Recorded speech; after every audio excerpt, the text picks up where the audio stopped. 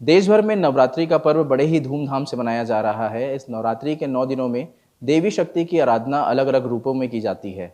ETV Bharat Chhattisgarh की नवदुर्गा कार्यक्रम के तहत ऐसी महिलाओं से आप सभी को रूबरू करा रहा है, जिन्होंने अलग-अलग क्षेत्रों में बेहतर कार्य किया है और समाज में अपना योगदान दिया है।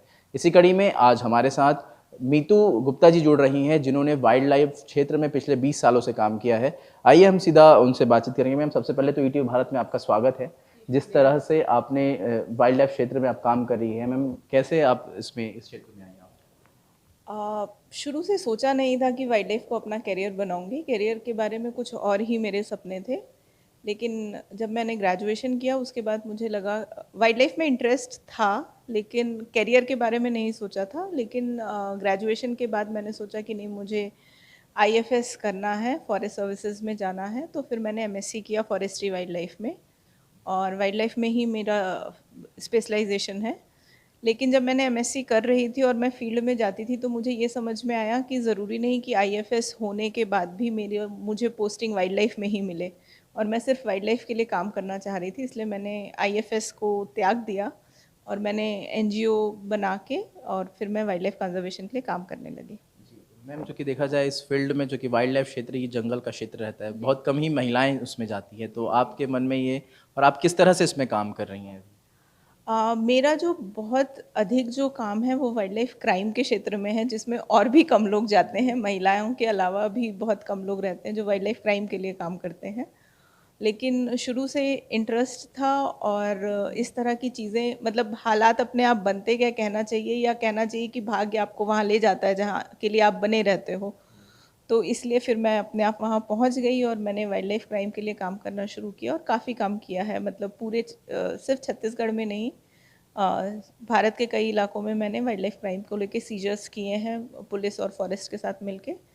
और कई तरह के गैंग्स को अरेस्ट किया है, पकड़ा है, बस्ट किया है इसमें।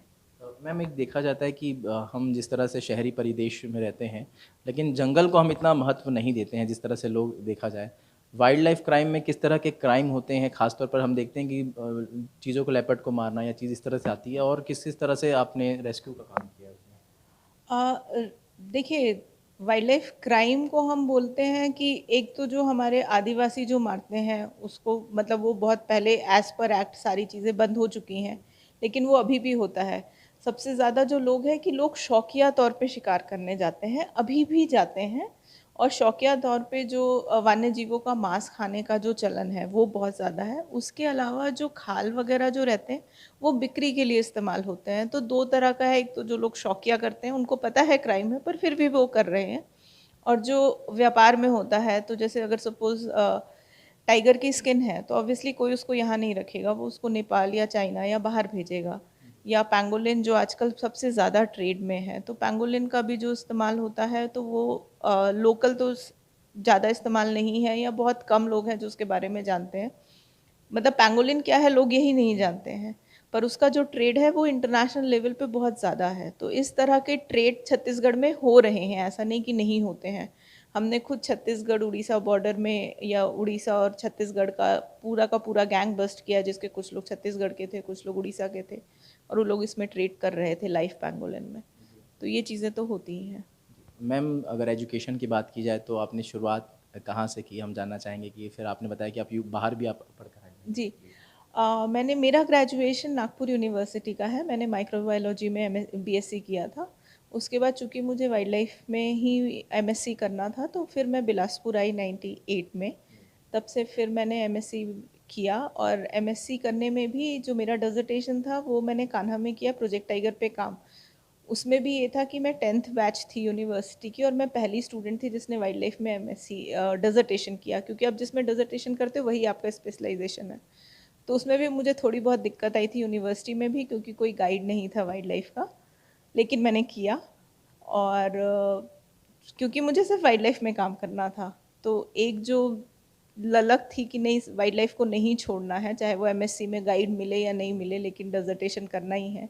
तो इस तरीके से, और आपको बहुत सारे मेंटर्स मिलते जाते हैं। आपको जिस तरह की आपकी चाहत होती वैसे लोग आपसे जुड़ते जाते हैं। तो मुझे कई लोग मिले जिन्होंने मुझे बहुत अच्छे से गाइड करा, जिनसे मैंने बहुत कुछ सीखा। कई स्टेट के फॉरेस्ट ऑफिसर्स थे, कुछ एनजीओ वाले थे जिनसे मैंने बहुत कुछ सीखा। फिर मैंने दिल्ली में भी जॉब किया ताकि मुझे ज़्यादा एक्सपीरियंस हो वाइल्ड लाइफ के लोग काम कैसे करना है। तो कुछ बड़े ऑर्गेनाइजेशंस के साथ मैंने बहुत काम किया है। फिर एक दिन ऐसे ही बैठे बैठे अपना सीवी भेज दिया। एक प्रोग्राम होता है यूनिवर्सिटी ऑफ कैलिफोर्निया बर्कली में, तो यूसी बर्कली में इन्वायरमेंटल लीडरशिप का एक प्रोग्राम था। तो अप्लाई कर दिया, सिलेक्शन हो गया।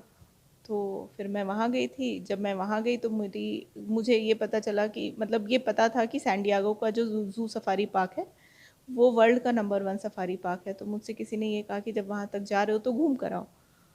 तो मैंने कहा कि घूमने तो जाऊंगी नहीं, अगर जाऊंगी तो कुछ सीख कर आऊँगी, क्योंकि ऐसा मौका आपको नहीं मिलता कि आप बार बार अमेरिका चले जा रहे हो और सीख कर आ रहे हो, और वो भी एक एनजीओ में, और एक महिला जब आप काम कर रहे हो तो कई तरह की दिक्कतें रहती हैं। तो फिर मैंने अपने सोर्सेज से, क्योंकि वॉलंटियर आप कर नहीं सकते थे, उसमें कई तरह के लीगल फ्रेमवर्क वगैरह आ रहे थे, फिर मैंने कोशिश करी अपने दूसरे सोर्सेज से करके, तो मुझे ज़ू सफारी पार्क में काम करने की परमिशन मिल गई। फिर मैंने San Diego zoo safari park में काम किया, वहाँ पे देखा, सीखा मैंने कि लोग किस तरीके से काम कर रहे हैं, कितने प्रोफेशनल हैं। वो वहाँ से फिर मैं सीख कर आई। तो 2 चीज़ें करी मैंने जब मैं अमेरिका गई। तो वाइल्ड लाइफ कंजर्वेशन को लेकर आपका काम अभी किस तरह से चल रहा है, किस तरह से छत्तीसगढ़ में और संभावनाएं दिख रही हैं इस काम को? देखिए, मेरा जो बेसिक काम है, मैं कंजर्वेशन रिसर्च पे ज़्यादा फोकस करती हूँ, क्योंकि आपके पास जब तक रिसर्च नहीं हो, आपके पास फील्ड लेवल का डाटा नहीं हो, आपके पास चीज़ें नहीं हो, तो आपका कंजर्वेशन हवा में रहता है। तो मेरे जो मैक्सिमम प्रोजेक्ट्स रहते हैं वो कंजर्वेशन रिसर्च बेस्ड ही रहते हैं, तो उसी पे मैं काम करती हूँ, और मेरा ऑर्गेनाइजेशन भी उसी में काम करता है। महिला के लिए चुनौती होती है घर भी देखना और इस तरह से एनजीओ का संचालन कर रही हैं आप, कितना चुनौतीपूर्ण रहता है दोनों चीज़ों को मैनेज करना? अब आदत हो गई है। शुरू में तकलीफ़ होती थी, क्योंकि घर पे भी मतलब फैमिली में कोई नहीं है जो कि फॉरेस्ट सर्विसेज में हो या जिस किसी को आइडिया हो फॉरेस्ट का। ऊपर से मैंने काम करना शुरू किया था वो भी वाइल्ड लाइफ में और वाइल्ड लाइफ क्राइम में। तो रात रात को कोई फ़ोन आता था और इन्फॉर्मेशंस आती थी, या कहीं सीजर के लिए गए हैं तो आने में लेट हो गया, रात को 1 बजे 1:30 बजे पुलिस की टीम के साथ आ रही हूँ, किसी के साथ आ रही हूँ।